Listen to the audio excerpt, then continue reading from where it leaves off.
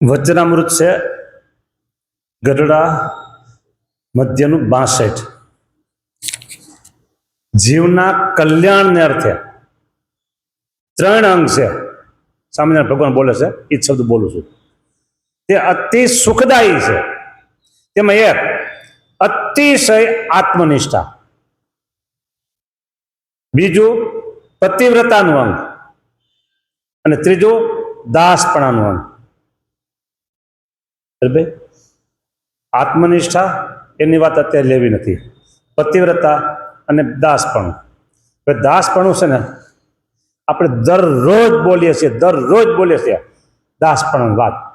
માગે પ્રેમ સખી કર જોડી, દેજો દાન દાસને રે લો. બોલો, દાસપણું અંગ. હવે દાસપણું અંગ છે એ ત્રીજું, પછી પતિવ્રતન લેવું છે.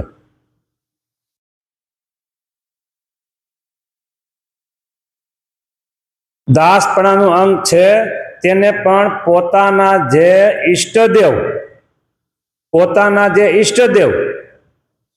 તેનું જ દર્શન ગમે. આપણે છે ને અવતાર અને અવતારી કોઈ એમ કે છે જુદા છે અને કોઈ એમ કે એક છે. આપણે જુદા છે ને એના પ્રમાણ લેવાશે. અવતાર અને અવતારી એક છે એ પ્રમાણ છે આપણા વચનામૃત વગેરે શાસ્ત્રોમાં, પણ એ લેવા નથી. સ્વામિનારાયણ ભગવાન જે બોલ્યા છે ઉત્કૃષ્ટ વચન, હા બરાબર, એ આપણે લેવા છે. કેટલાય લોકો છે ને અવતાર અને અવતારી એક એ બધા પ્રમાણ લઈ એક નાનકડું પુસ્તક બનાવ્યું છે અને એને જ આગળ ધરે છે, એની જ વાત કરે છે. એમાં સ્વામિનારાયણ ભગવાન ગૌણ થાય અને અવતાર પ્રધાન થાય. પણ આપણે સ્વામિનારાયણ છીએ. કાલે કીધું તિલક ચાંદલો એનો, કંઠી એનો, નામ એનો, આપણે સંપ્રદાય એનો, બરાબર. એ જ વાત પુસ્તક કરે છે. એ સંપ્રદાય સ્વામિનારાયણ માનતા નથી પાછા, એ કે ઉદ્ધવ સંપ્રદાય એમ જ બોલે છે. હા, ને 1 કરોડનું ઇનામ બહાર પાડ્યું છે. આપણે જોતા નથી કરોડ રૂપિયા, ને આપણે એને વાદ વિવાદી કરવો નથી, શાસ્ત્ર કરવો નથી. આપણે તમે પોઝિટિવ હાલું છે બસ એટલી વાત. સ્વામિનારાયણ ભગવાન જે બોલ્યા છે એના વચન લેવાના, અને સ્વામિનારાયણ ભગવાનને ઓળખતા હોય નંદ સંતો એના વચન લેવાના છે. સ્વામિનારાયણ ભગવાનની ભેળા રહેતા ઓળખતા હોય એના વચન લેવાશે. આમાં જે આ વાત મારે કરીશ તે પેલા ઓળખતા ને એ મને બીજું એક યાદ આવી ગયું, તમે એ વાત કહી દો. ગજા ગઢવી પૂર્ણાનંદ સ્વામી, બરાબર, એ નીકળી ગયા. પછી એને લોધિકા દરબાર બાપુએ અહીં રાજકોટમાં રહેતા એ ભેળા થયા. પછી નીકળ્યા હોય પછી બધું જાણતા તો હોય. માનો કે હું આ ગુરુકુળ નીકળ્યો હોય અને કોઈ ગુરુકુળના વિરોધી મને ભેગા ભળી જાય, મારા ભેગા ભળી જાય, પછી પૂછે ગુરુકુળના આમ નામ તેમ કહું. હવે જો હું લુણ હરામી હોઉં ને તો ગુરુકુળના અવગુણ ગાવ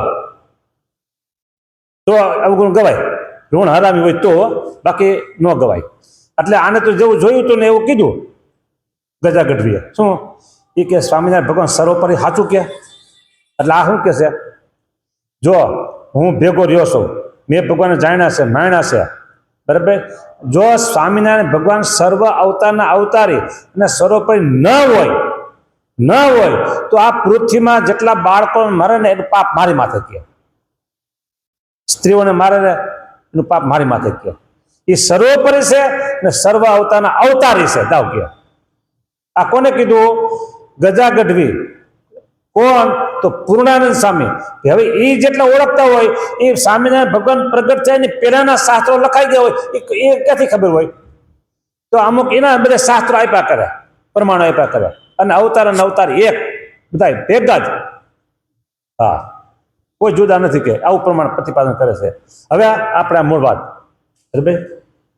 અહીંયા કે છે જે દાસ છે તેને પોતાના જે ઈષ્ટદેવ પોતાના તેનું જ દર્શન ગમે અને તેની જ વાર્તા સાંભળવી ગમે. બોલો, હવે તેની જ વાર્તા સાંભળવી ગમે અને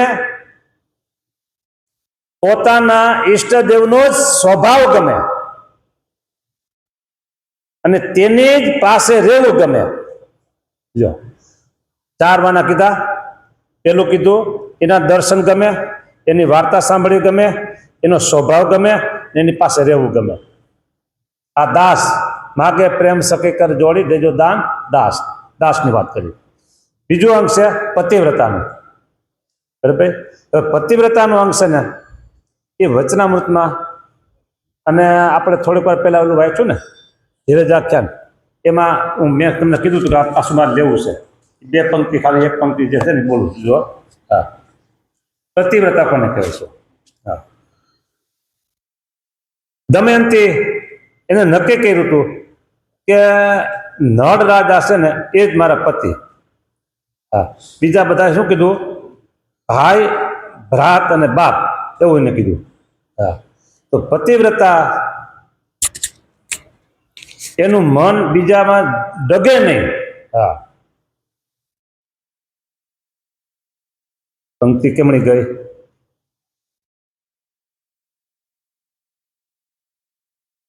પતિવ્રતા પણ જાય. બરાબર, દમયંતીને નળ રાજાને પરણવતું, અને ઓલા આવ્યા ઇન્દ્ર, અગ્નિ, વરુણ ને બધા. બરાબર, એ 4 જણા આવ્યા. ત્યારે દમયંતી એમ કીધું, હવે ડગાવું જો દિલને.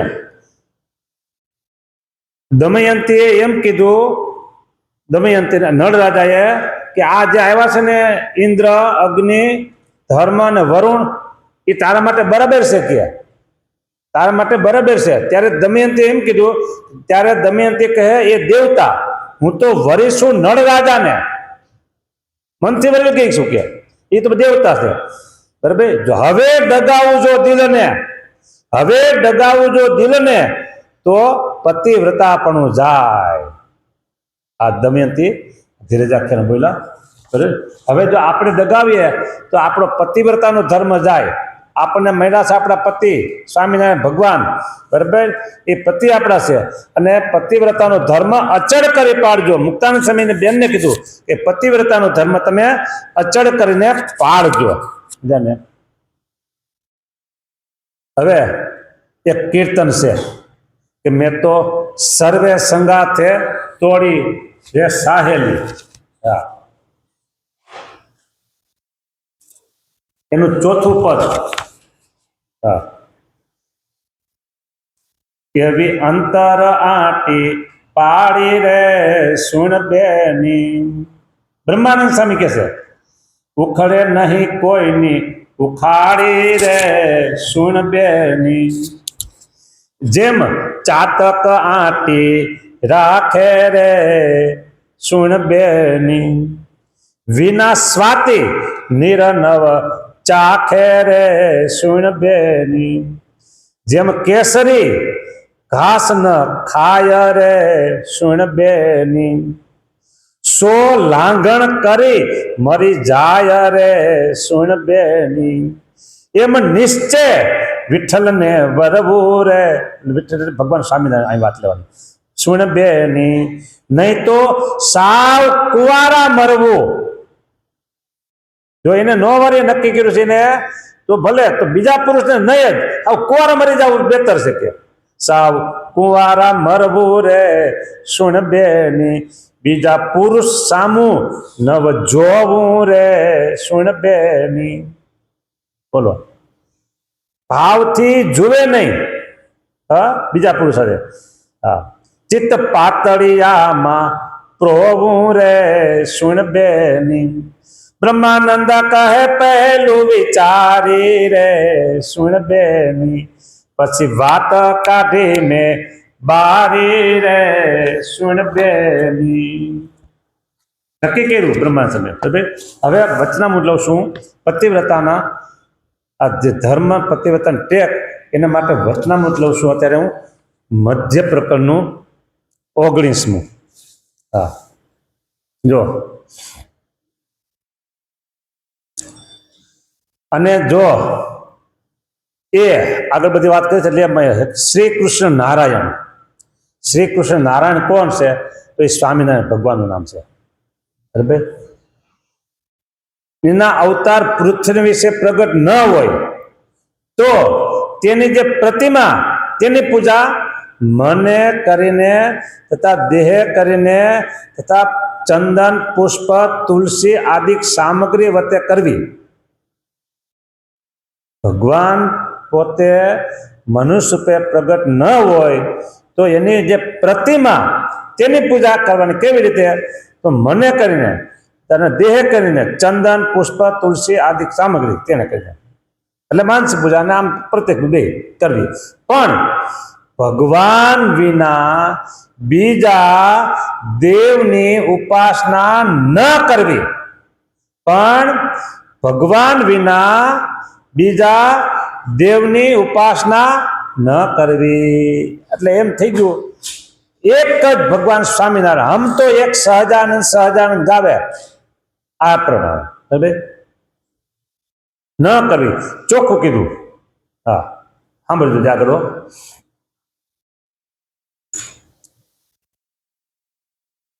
અને જો બીજા દેવની ઉપાસના કરીએ તો તેમાં મોટો દોષ લાગે છે ને પતિવ્રતાપણું જાય છે. પતિવ્રતાપણું ગયો એટલે એની કિંમત કોડીની ન કહેવાય, એક પૈસાની નહીં, કોડીની ન કહેવાય.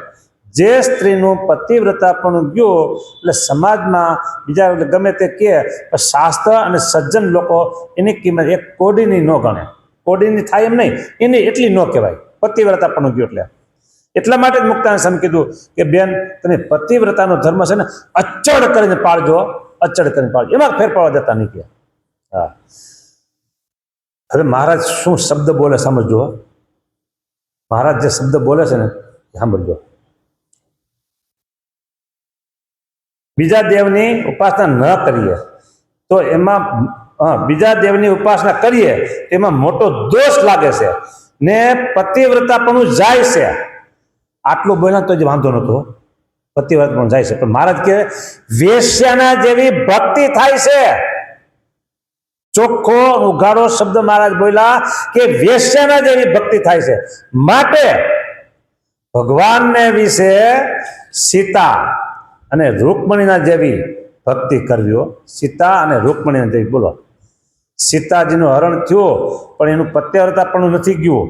રૂકમણી એની પતિવ્રતાપણું, બરાબર, એના જેવી ભક્તિ કરવી અને તે ભગવાનનું ધ્યાન કરવું. એનું તે ભગવાનનું ધ્યાન કરવું અને તે વિના બીજા કોઈ દેવનું ધ્યાન ન કરવું. બોલો, તે વિના બીજા કોઈ દેવનું ધ્યાન ન કરવું. ચોખ્ખી વાત કરી દીધી. પછી મહારાજ કહે છે આ અમારા વચનને જે નહીં માને તેની ભક્તિ વેશ્યાના જેવી થશે. આ અમારા વચનને જે નહીં માને તેની ભક્તિ વેશ્યાના જેવી થશે. સંવત 1878 માગસર વધી 14 ને દિવસ આ કાગળ મેં લખ્યું. મારે રચનામું છે મધ્યનું 19. એવી રીતે કાગળ લખી દેશ દેશના સત્સંગી પ્રત્યે મોકલાવ્યો.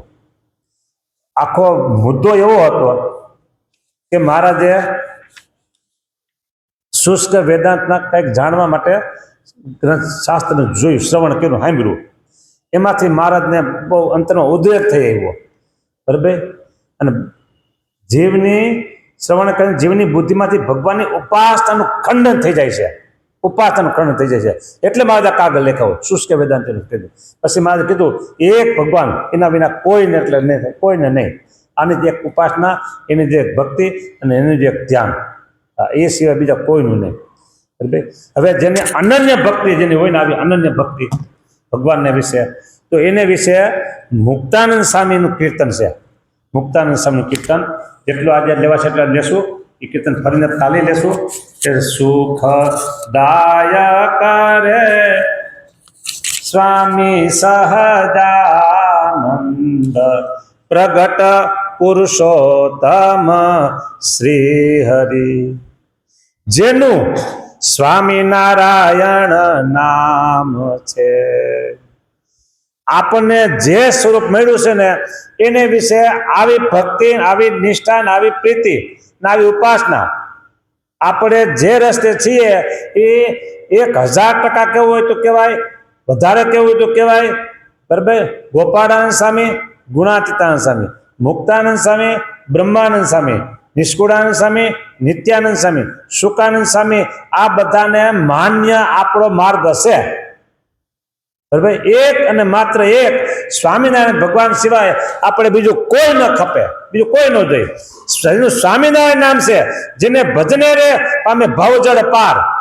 બસ એનું એકનું જ ભજન કરવાનું છે, ભવજળ પાર થઈ જાય છે. મુક્તાનંદ સ્વામી કે છે, જો પછી એ કે છે સ્વામી, જેના દર્શન ઈચ્છે મહામુનિ, કરુણાનિધિ રે પ્રભુ પરમ ઉદાર. હા, મોટા મોટા મુનિઓ આના દર્શન ઈચ્છે છે. આ બધું એક ને એક પ્રતિપાદન એટલા માટે કરું છું કે લોકો ગોળ ને ખોળ બધું ભેળું કરે છે, ગોળ ને ખોળ બધું ભેળું કરે છે. અવતાર અને અવતારી બધું એક કરે છે કે છે. આ કરો તો કાંઈ વાંધો નહીં, આનું ધ્યાન કરો, આનું ભજન કરો, આનું આમ કરો, આમ કરો, બધું કરો. એવા શબ્દ મારે કાને બહુ આવ્યા, અને ઘણા લોકો ઘણા સમયથી કીધા કરે છે કે તમે કંઈક થોડુંક આમ સ્પષ્ટતા થાય એવી કરો કે, એટલા વાત કરું છું. હવે અહીંયા આ ખાલી કીર્તનની 2 જ પંક્તિ લીધી છે, બીજું આખું કીર્તન આપણે ચોથા ભાગમાં લેશું, અને આપણે ત્રીજો ભાગ અહીંયા પૂરો થાય છે. સ્વામિનારાયણ ભગવાનની જય.